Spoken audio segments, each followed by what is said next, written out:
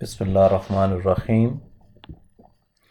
So we are going to talk about network scheduling techniques, and we will learn about how to use PERT with 3 time estimates to find out the project expected completion time, earliest start, earliest finish of activities, etc. And also then we will learn about PERT cost, how we use that regarding how to control the projects. And then finally, the last topic would be about crashing the projects, how to compress the project so that we can meet the deadlines or want to do the things earlier than the normal times, etc. So the network scheduling techniques, the most realistic projects are large and complex, and they have thousands of steps and millions of dollars are involved. Managing large-scale, complicated projects effectively is a difficult problem, and the stakes are high. As I told you earlier in my previous part of lecture, I talked about Barka power plant, and if we delay the project by 1 month, we found that we lose 3 million reals. So the stakes are really high for large projects.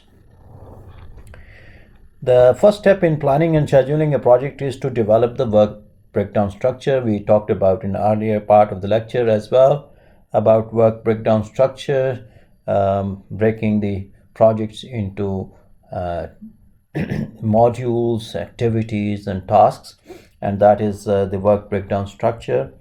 So the first thing what we do is we break down the structure and make the activities.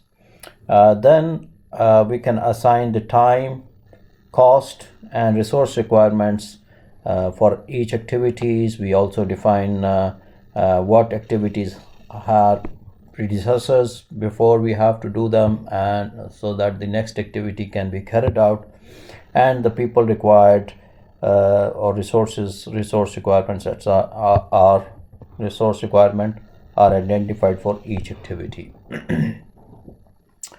After doing that, we can use PERT or CPM method to schedule the project, and we can create a schedule for that for each activity, etc.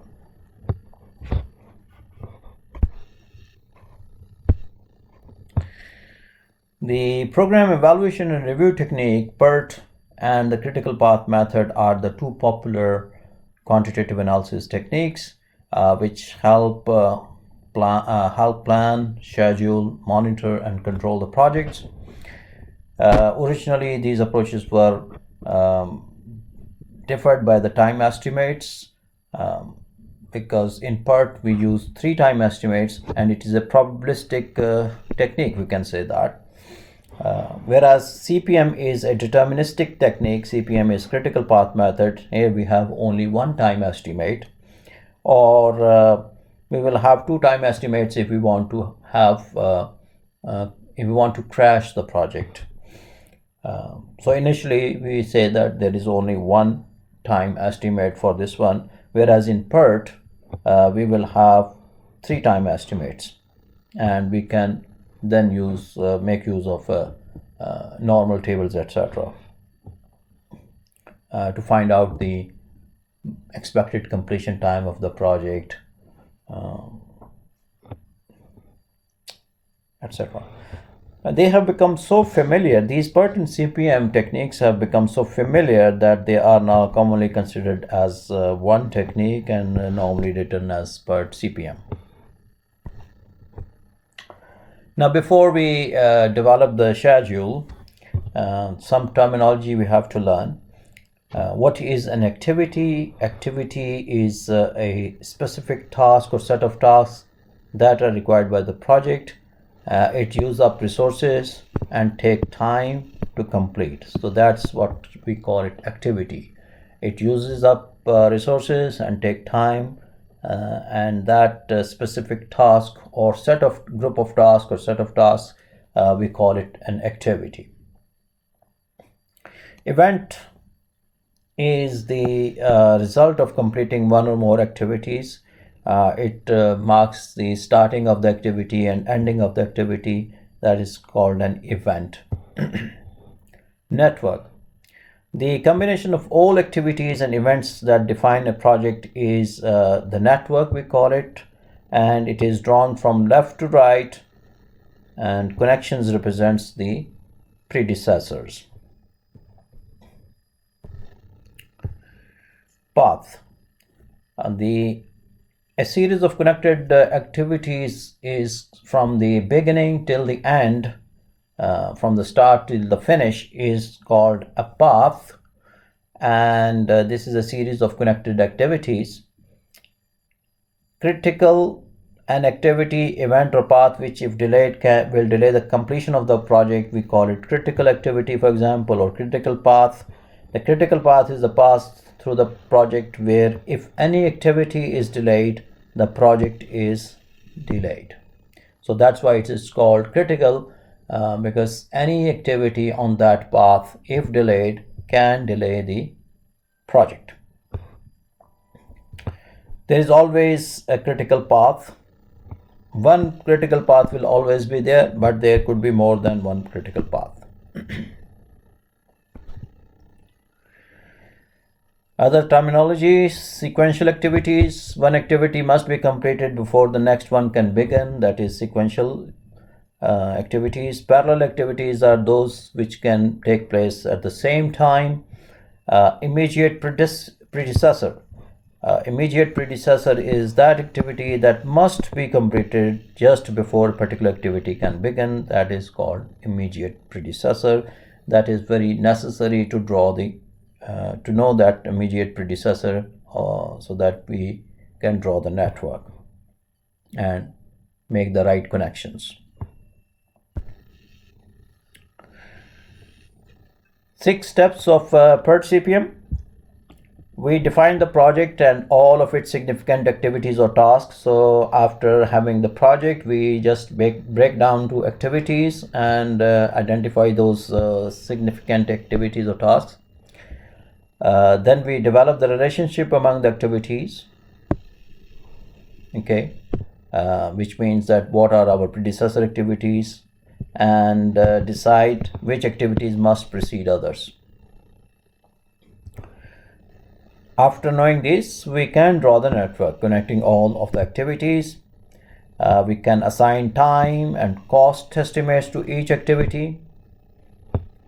Initially, we learn about the time estimates, having the time estimates, how to come up with the schedule, and then when we will talk about monitoring and controlling the project, we will talk about the PERT cost as well, the cost estimates of the activities. So each activity, we said, what is an activity? Activity is a task or group of tasks that need resources to complete, time and money, etc., etc.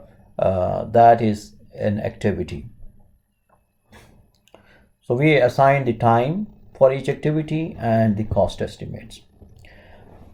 Compute the longest time path through the network. This is called the critical path. So when we draw the network, we have drawn the network and we know the time estimates, etc. Then we can actually draw the critical path.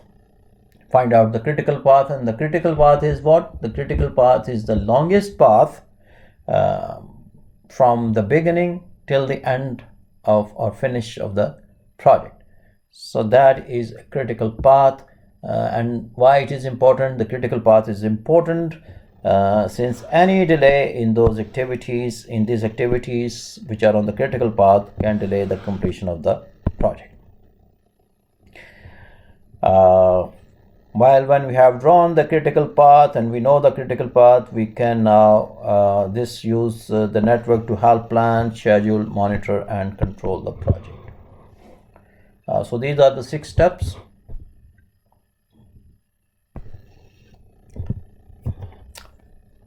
Now, given the large number of tasks in a project, it is easy to see why the following questions are important. We try to answer these questions. When will the entire project be completed? What are the critical activities or tasks in the project? That is the ones that will delay the entire project if they are late. So we like to know what are the critical activities. We are also interested to know non-critical activities because we can divert the resources to critical activities if somehow they are getting delayed. And if there are 3-time estimates, we said that in PERT there are 3-time estimates, which we call them pessimistic time, optimistic time, and most likely time. These 3-time estimates, if we have these, then we can actually use them to find out what is the probability that the project will be completed by a specific date. Other thing which we can answer is at any particular date, is the project on schedule, behind schedule, or ahead of schedule? So this is when we are controlling the project, monitoring and controlling the project, and when the activities are ongoing, we can see whether we are on schedule, behind schedule, etc. At the same time, we can also know that we are within the budget limits or not. The money spent is we are overrunning it or underrunning the budget, etc. Another thing we would like to see is that are there enough resources available to finish the project on time? So these are the things which we can answer using PERT CPM, especially PERT because we have 3-time estimates, so we can also estimate the expected completion times and what is the probability of finishing by a certain date. We can find it out as well.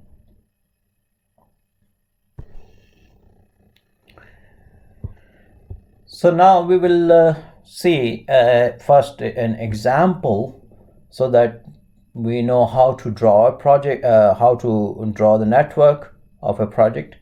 And let's see an example here. We have a general foundry which has been trying to avoid the expense for installing air pollution control equipment, and they have been avoiding that. The local environment protection group has recently given the foundry 16 weeks to install a complex air filter system. General Foundry was warned that it will be forced to close unless the device is installed in the allotted period, and they want to make sure that installation of the filtering system progresses smoothly and on time. So what we know is from this that we have 16 weeks to install this complex air filter system.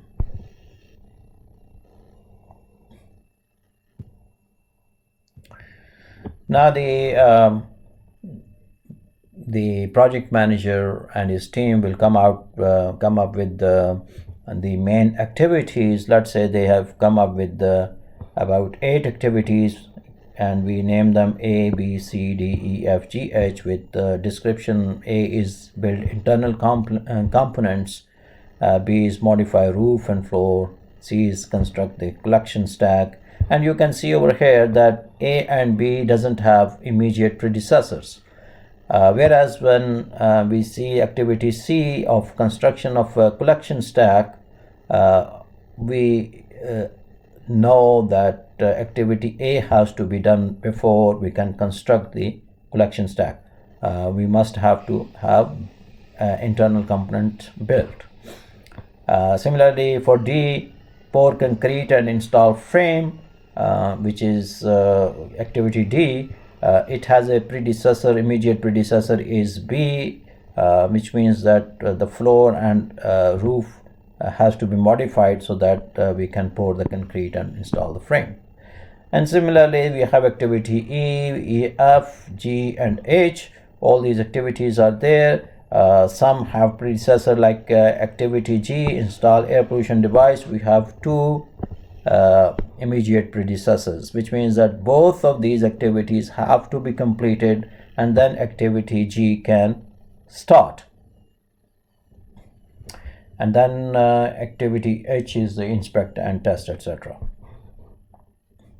Now we know that we can draw the network. We can see that activity A and B can start in parallel, and then we have activities which are we have the information about predecessors. We now can draw the network.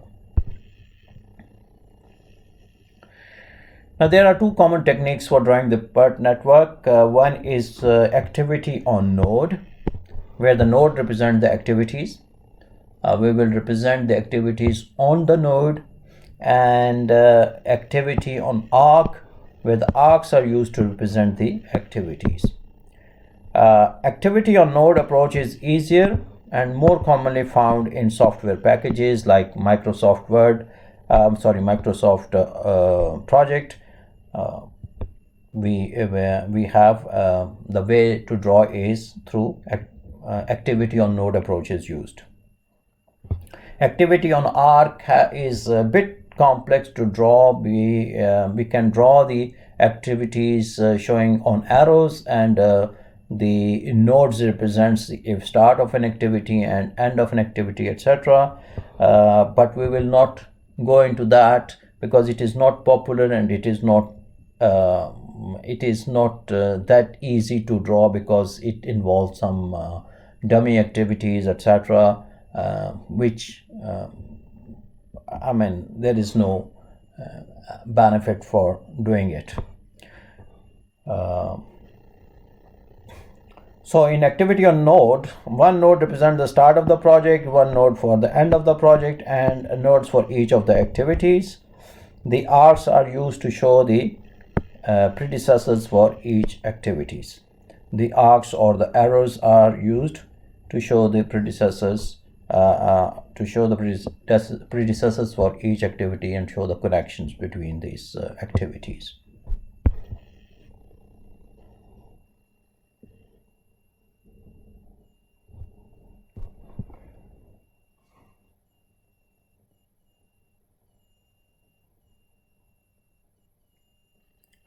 So here is the drawing of that.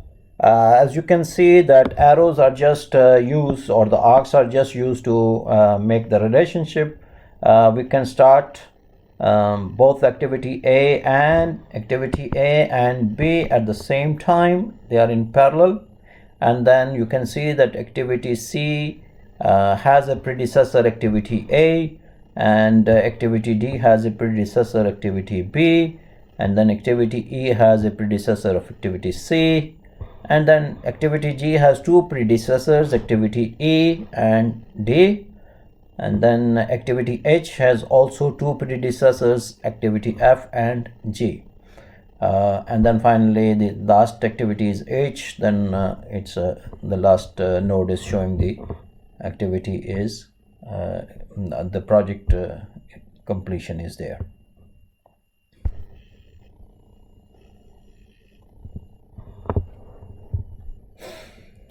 Now regarding the activity times, we said there is PERT and CPM. PERT is probabilistic technique with 3 time estimates.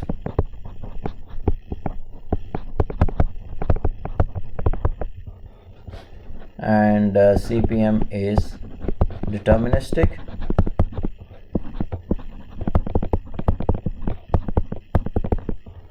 So with 3 time estimates are there here.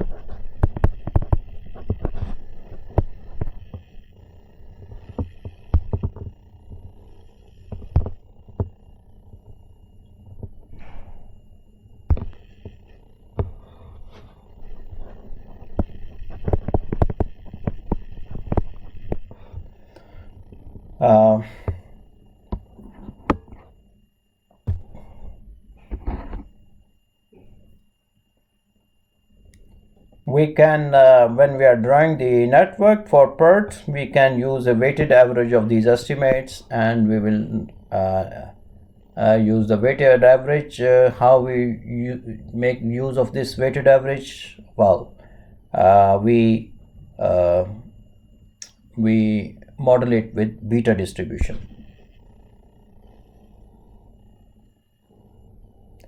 We call these three time estimates as optimistic time A, pessimistic time with B, and most likely time we make notation with M. What is optimistic time? Which is in time an activity will take if everything goes as well as possible. Everything goes well. There should be only a small probability, say 1 in 100 of this occurring. Pessimistic time is an activity that would take assuming very unfavorable conditions. Everything goes wrong. The contractor run away. The laborers are on strike, or you never know. You asked for equipment and the equipment is not coming. Whatever the case may be. Okay, because of coronavirus perhaps. This is pessimistic time. And the most likely time is the most realistic time estimate to complete the activity.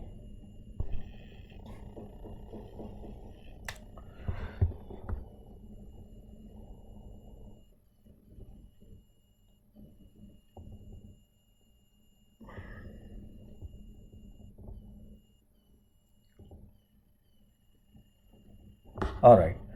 So PERT is assuming time estimates follows a beta probability distribution.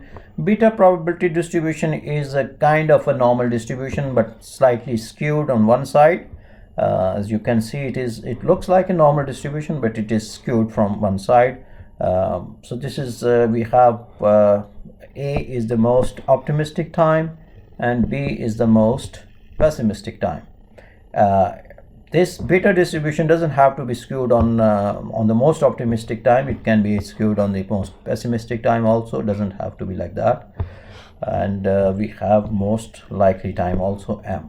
We are assuming here that the probability of occurring of most optimistic time is 1 in 100, and similarly most pessimistic time is 1 in 100. We can also assume a 5% chance, or for most optimistic time, and most pessimistic time 5% chance, or we can also assume 10% chance and 10% chance for most pessimistic time.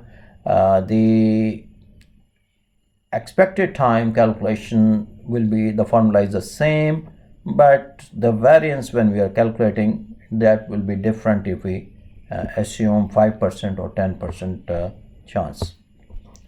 So we will see that.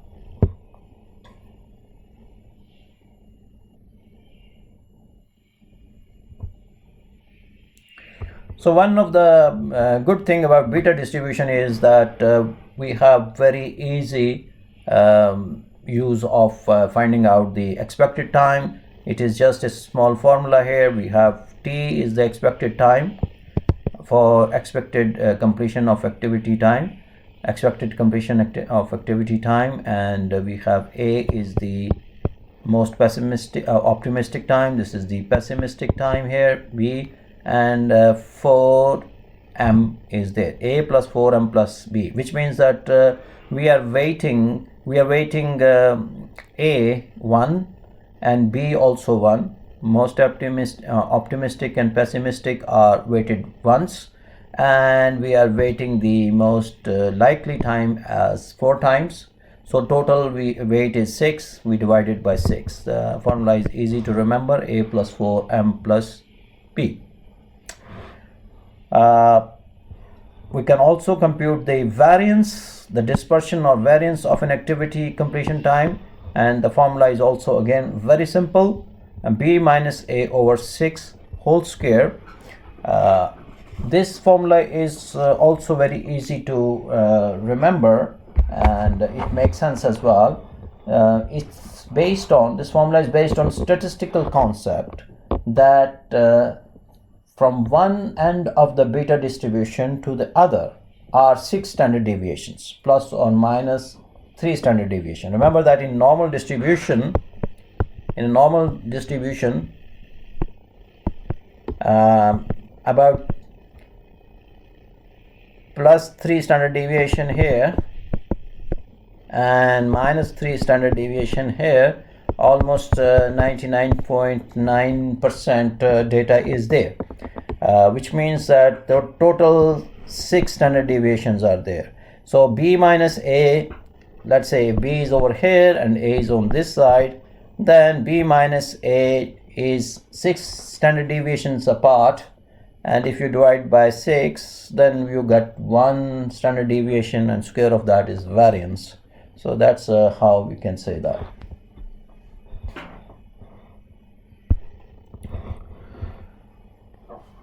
Towards realistic time estimates, calculations are based on 1% chance of beating estimates. This formula, B variance formula, can change if we assume that calculations, this formula is valid for 1% chance of occurring of most pessimistic time or most optimistic time. If we have calculations can be used on 5% or 10%. If we have if we are using 5% chance of optimistic time and 5% chance of pessimistic time, the divisor will be 3.29, so it will be B minus A over 3.29 whole square for the variance, and for 10% we have the divisor is 2.56. But for our purposes we will just be using a simple formula, B minus A over 6 whole square. That will be we will be using for variance. Regarding the other formula, expected time, T is equal to A plus 4M plus B over 6. This time estimate remains the same, regardless of whether we assume 5% chance or 10% chance of most optimistic and most pessimistic times.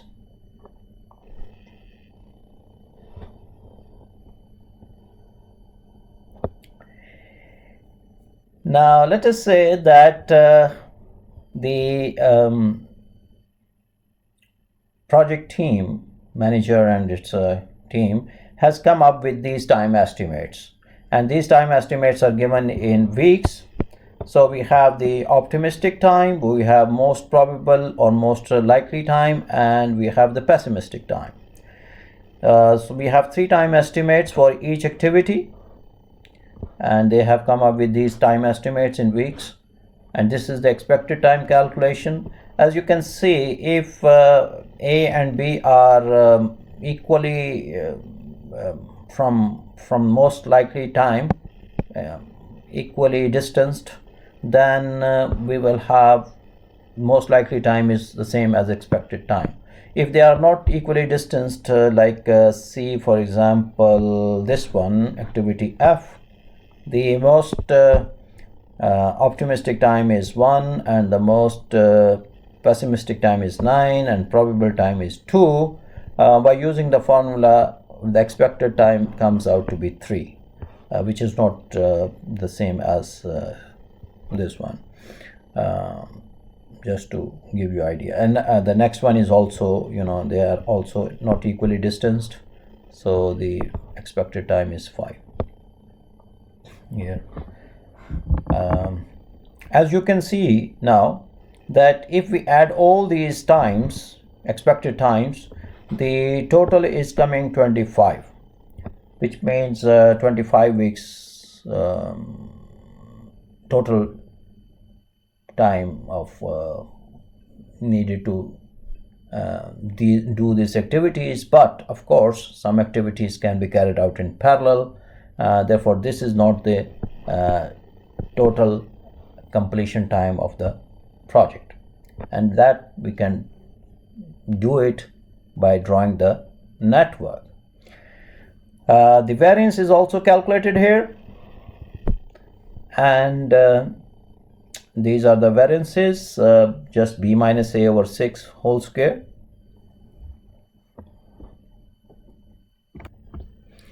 Now, how to find out the critical path? Also, what I will do is I will draw it the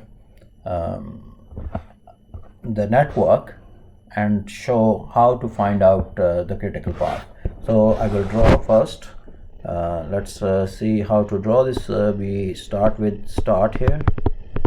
This is the first starting node here. Okay.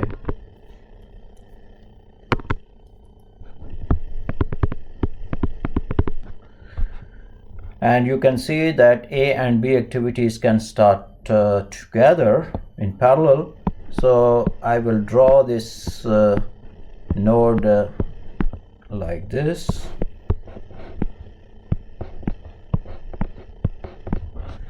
I will put let's say this is the node here.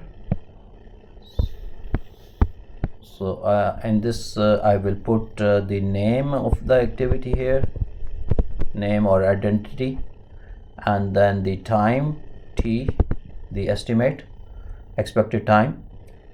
We will put earliest start of the activity here, es, and earliest finish of the activity over here, and then we can also put latest start and latest finish.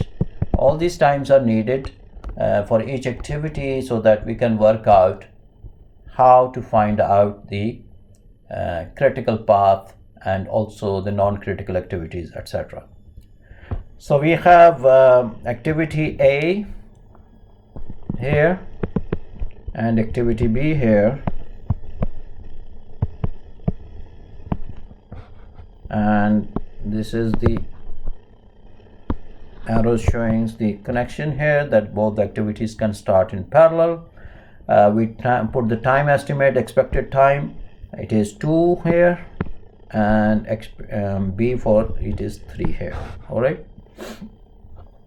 Then we have activity C. C has a predecessor of A, so we draw here C, and we draw D here. So the predecessor is A for C and predecessor B is for D. And then we have activity E,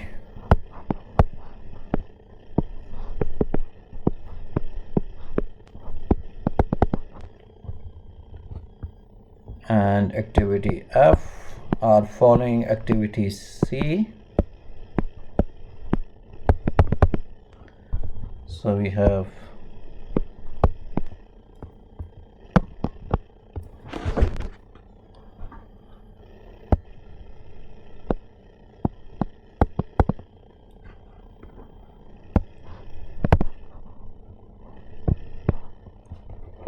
okay, and then we can draw this activity G over here.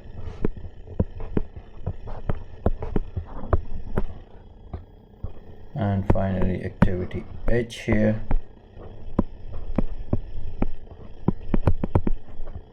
Okay, so G has 2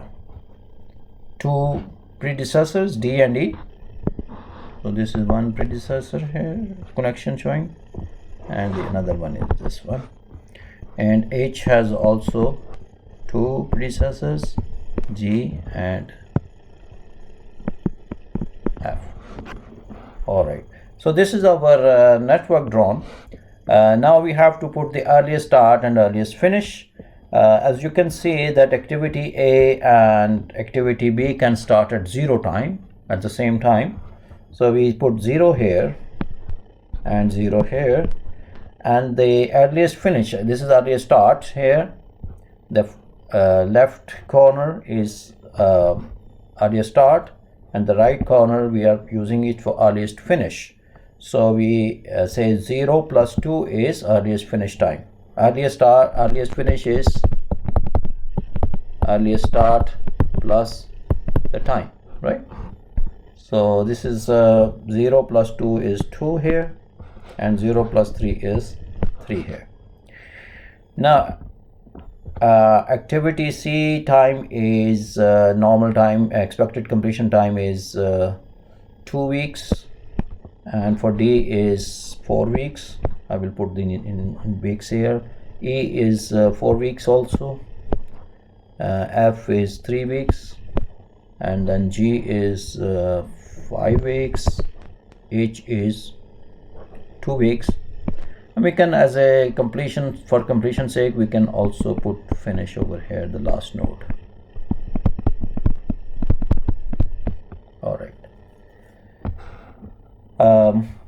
So the earliest start of activity C is now the earliest finish of activity A is 2, then earliest start of activity C, then we can say is 2 also. 2 plus 2 is then 4, earliest finish of activity C. And similarly for activity D, it can start, the earliest start can be when the activity B is finished. Earliest finish of activity B is 3, so at 3 it can start. 3 plus 4 is 7. For activity E, the earliest start is then 4, and earliest finish is then 4 plus 4 is 8. And here we will put 4, earliest start for activity F, and 4 plus 3 is 7 is the earliest finish of activity F. And then for G, now for G you can see there are 2 predecessors, one is activity E and one is D. Activity E is finishing by 8th week, and activity D is finishing by 7th week. Now you can see that what should be the earliest start of activity G. Since both activities should be finished, then activity G can start, then the earliest start of activity G should be 8, not 7. Okay, both the activity has to be completed, then activity G can start. So this means that the earliest start of activity G is 8. 8 plus 5 is 13 is the earliest finish. And similarly at activity H, there are 2 predecessors, activity F and G. F is finishing in 7th week and G is finishing in 13th week. So the earliest start of activity H is then not 7 week but 13th week. So 13 over here, and 13 plus 2 is 15. This means that the earliest finish of activity, which is activity H, is the last activity. The earliest finish of the project is then 15th weeks. All right. Now still we don't know which activity is critical and which is not critical. We started going to from left to right, from start to finish. We started with finishing the earliest start and earliest finish of all the activities, and that is called a forward pass. We have done a forward pass. We went from left to right. Now if we make a backward pass coming from right to left, we will complete the rest to the latest finish and the latest start. Now the latest finish is, by making a backward pass, we will fill this up. We start with the last activity, which is the H activity, and its earliest finish of the last activity is 15 weeks. So the latest finish also is the 15th week, because we want to complete the project by the 15th week, let's say. That is the earliest finish, and that is also the latest finish as well for the project. Now 15 minus 2 is the latest start. So 15 minus 2 is 13 here. Now we put 13 here. Latest finish for activity G is 13. 13 minus 5 is 8. Regarding activity F, we can see that we can delay this activity. The latest finish can be 13 week. 13 minus 3 then is 10 is the latest start. All right. and then the activity E, the latest finish is activity 8. We latest finish is of activity E is 8th week, and 8 minus 4 is latest start, which is 4 here. Regarding activity D, we can delay it, and the latest finish can be 8th week. And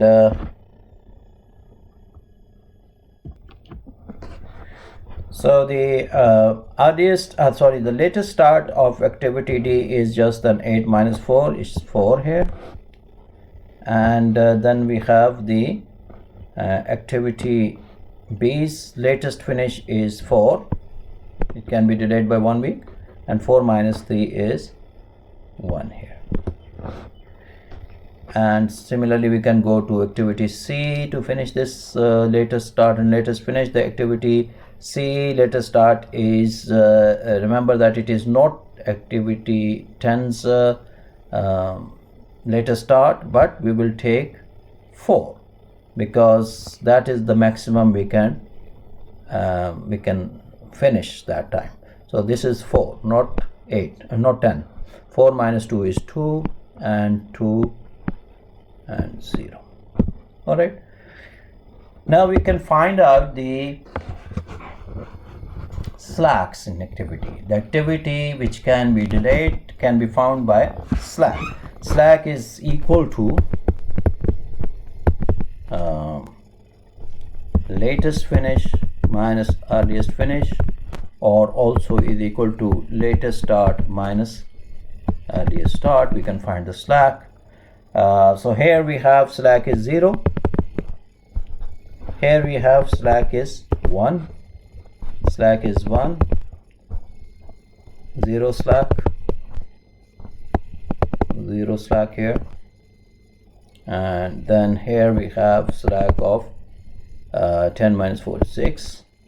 And here we have 0 slack and 0 slack.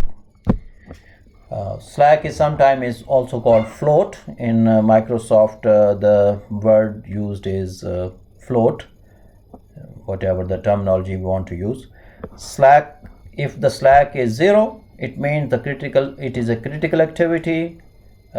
We cannot delay it. If the slack is larger than 0, it is that we have a slack, we can delay the activity. So we can know now that which activities are critical and which are non-critical. The critical activities are A, C, E, G, and H, because they have the 0 slack. So we can say that the critical activities are critical. A is critical, and then we have C is critical, and then the E is critical, and G and H are critical. The other 3 activities, which is B, D, and F, are non-critical. And we can say that the critical path is then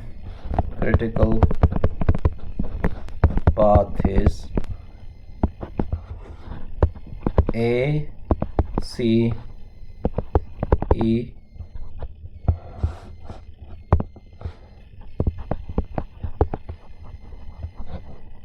G, and H. This is our critical path. The non-critical activities are B, D, and F are non-critical activities because there we have a slack. We know now that earliest start, earliest finish of all activities, we know these things. We for each activity we know earliest start, earliest finish, and latest start and latest finish of these activities.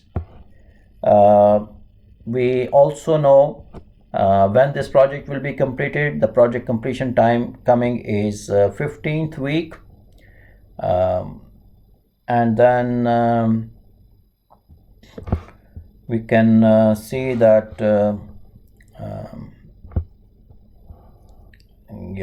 which activities are critical and non-critical, etc. Now, since these activities have this is expected completion time, this means 15th week is the expected completion time. We have 3 time estimates for each activity. This means that there is only 50% chance to complete this by 15th week. This project, the completion of this project is 50% chance of that is by 15th week. It means that if we want to find out, because they have given us 16 weeks, we would like to know what is the probability of finishing this project by 16th week. Now, for that, we can make assumptions. One assumption is that the activity times are independent of each other. For example, if activity G is not finished in 5 weeks but 7 weeks, let's say, it has no effect on activity H times. It will be finishing in 2 weeks. If it is normal, if its expected completion time is 2 weeks, then we assume that it will have no effect. Activity G has no effect in that, although the project will be delayed, of course. But activity H, the individual activities have no effect on each other. One assumption. The second assumption is that the project completion time is normally distributed. Now you see, we are making assumption here that the project completion time is normally distributed. And another thing we are assuming is that of course the activities are independent, and activity times are independent from each other. Now, with this assumption of that the project completion time is normally distributed, we can actually find out, using the normal tables, we can find out what is the probability of finishing this project by 16th week, the target date. We need to find out, to use the normal distribution, we need to find out the standard deviation of the project. To work out the standard deviation, we first have to work out the project variance. The project variance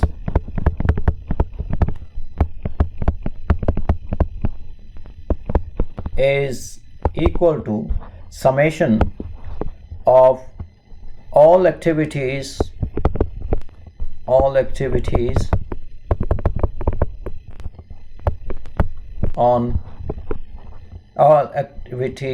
variances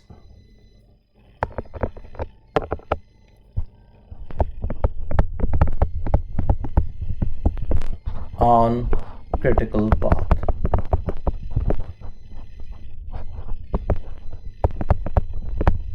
So we can easily work out the project variance. We can add these variances. We have the variances over here. Project variance A is 4/36, which is critical, plus the variance of activity C is 4/36 for C also. Then this is also critical. Then the next critical is E, 36/36, plus the activity G and H, which is 64/36, plus H is 4/36. So this comes out to be total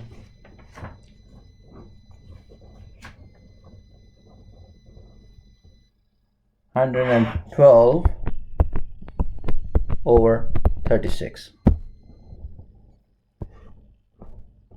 can say that it is about 112 over 36, which is 3.111, etc. This is the project variance. Then if we'd like to find out the standard deviation for the project, it is the square root of 3.11, you can say positive square root. So this one is about 1.76 weeks. 1.76 weeks is the standard deviation. Now we know the standard deviation of the project. We can use these normal tables to find out what is the probability of finishing the project by 16th week. So probability of finishing, we can find out from the Z using the standard deviation, normal standard deviation. We can find out Z. Z is x minus mu over sigma, where Z is the normal standard deviation. Okay, so that we can use the normal tables. So here we have x is 16th week. This is our target. Mu is, in our case, is the project completion time is 15 weeks. This is the expected completion time, which is 15 weeks here, and standard deviation is 1.76. So then we can make use of normal table. 0.57, Z is 0.57 standard deviation, normal standard deviation. Now we can see the tables, normal table, and find out the what is the probability of finishing. You can say probability of and the finishing this project.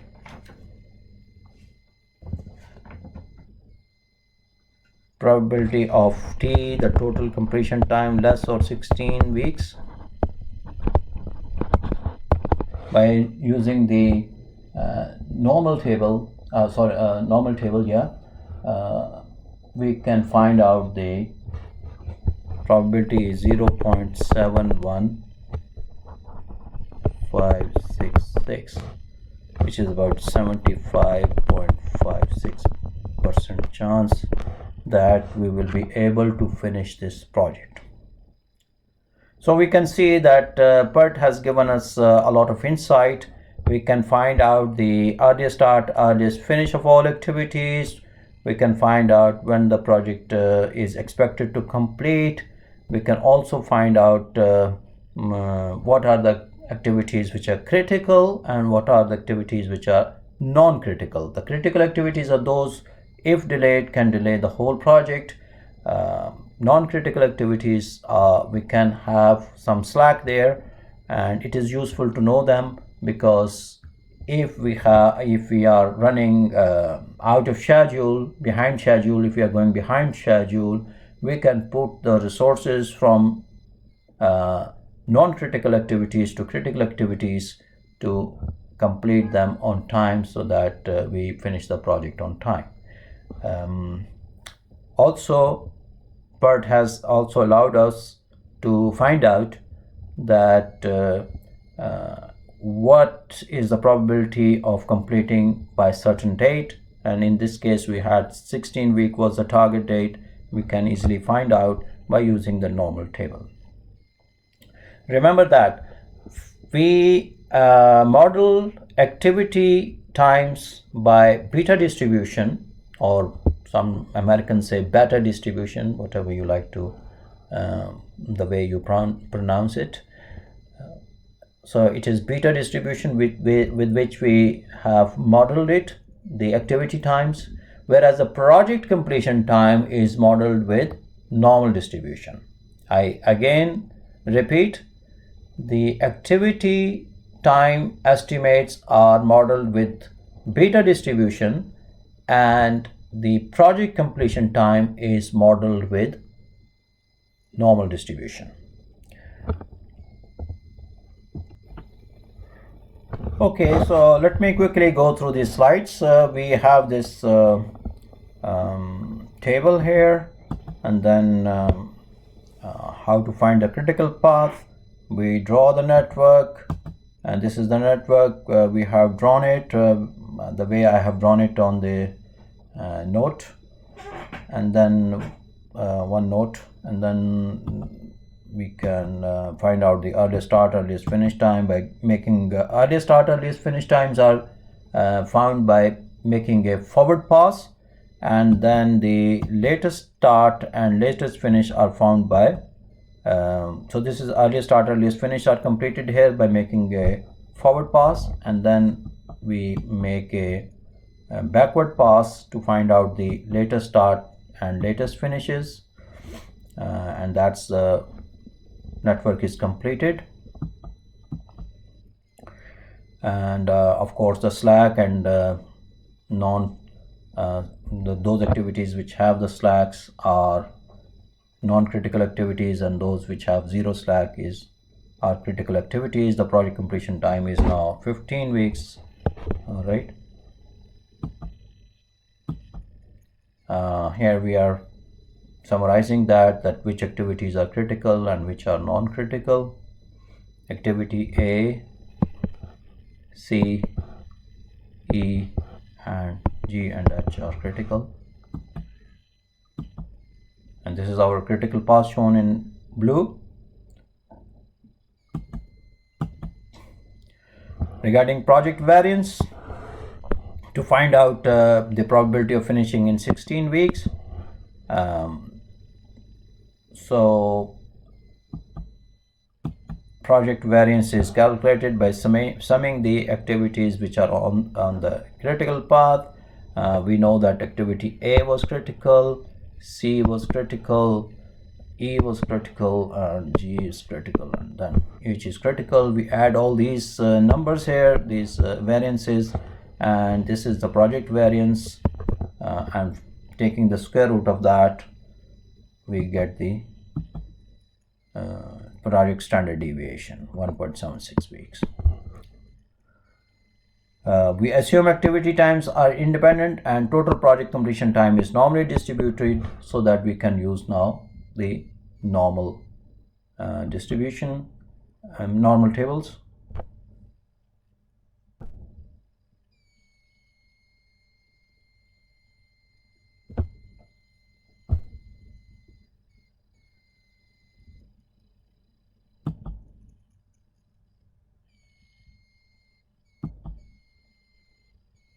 So we find out the standard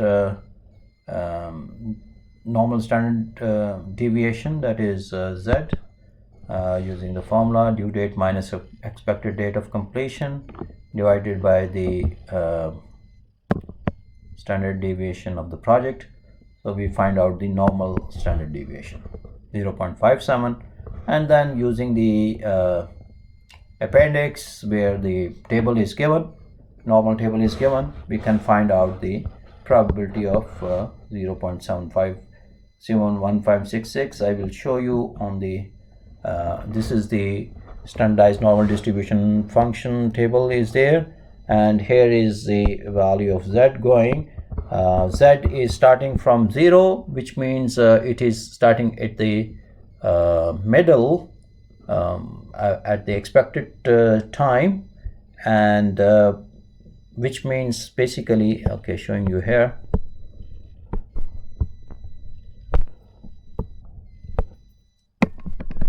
let me draw it properly.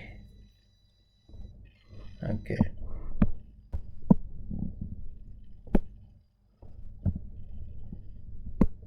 so Z is 0 at 50%. Is shown over here. Z at 0 is the 50% area. This shows there. The table is given on the right hand side, the right side of that. So when Z is equal to 0, it is 0.5 area of the normal distribution. And then as the Z is increasing on the right hand side, positive Z is going on this side, 0.57 is somewhere here, let's say. Then this is the total area, which is about coming 71% or so. Look at that, we have 0.5, this is 0.5, and on the column side we see 0.07 here. So 0.57 is this one. If I, sorry, 0.71566. It is 0.57. Z is equal to 0.57. If we are getting Z is negative, for example, the target was 14th week instead of 16th week, we can also find out what is the probability of finishing that. How we can find out? The same way we will have Z will be now, if Z is equal to 14 minus 15 divided by 1.76, I think, yeah. So this is minus 0.57. If we have minus 0.57 and the target date was 14th week, then it is minus 0.57. Now how to find out that? What is the probability of finishing by 14th week? We will use the same table, 0.57, the same value, 0.71566, but the area we are looking for is now this one, 1 minus 0.71566, 1 minus 0.71566 will give us whatever it gives.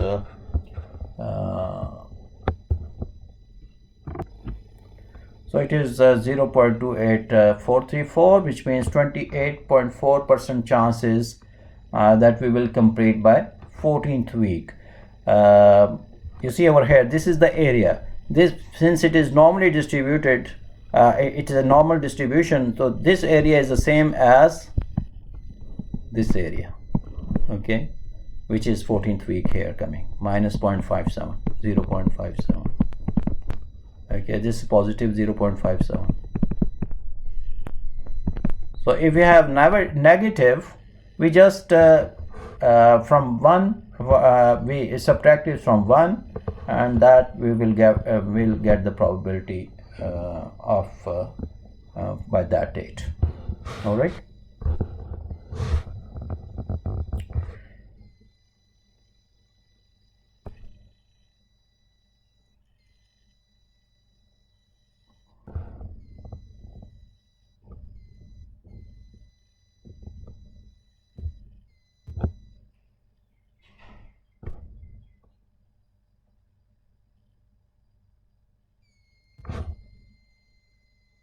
So this is the probability of by finishing 16th week, 16 or less than 16 week is 71.6% chances there.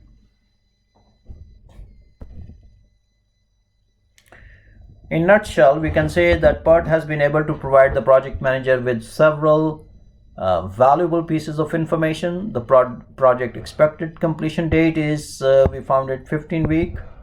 That is 50% chance by completing this by 15th week. There is 71.6% chance to complete it in 16-week deadline. We now know that there are 5 activities which are critical, and there are 3 activities which are non-critical. We got a detailed schedule of activities starting and ending dates by using this PERT network.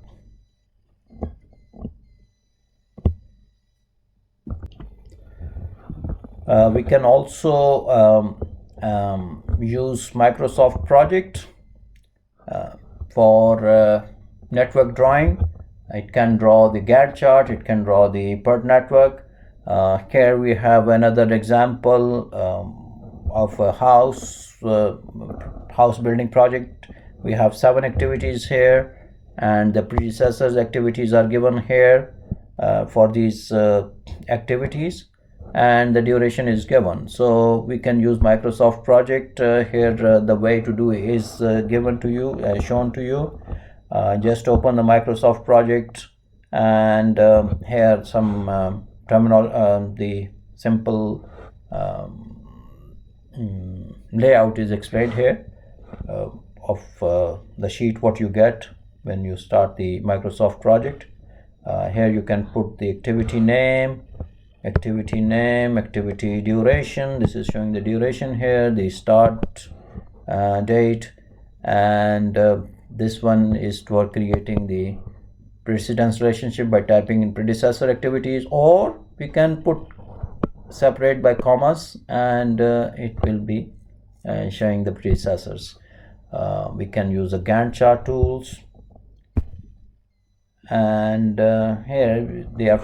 As you can see that as this is filled up and the predecessors are filled up, it start showing that Gantt chart here. This is the bar chart here, and then you can see that activity 2 and 3 both have a activity 1 predecessor, so it's showing the link over here that activity 1 has to be completed, then activity 2 and 3 can be started, and showing the way to do it.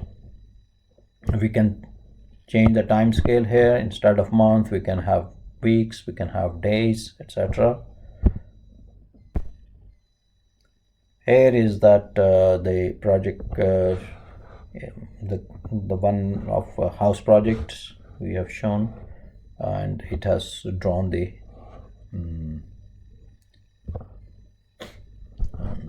what we call it, the Gantt chart, and the red is showing the activities which are critical. We can also draw it as a network diagram, like a PERT diagram, and this is a PERT diagram showing the activities in red.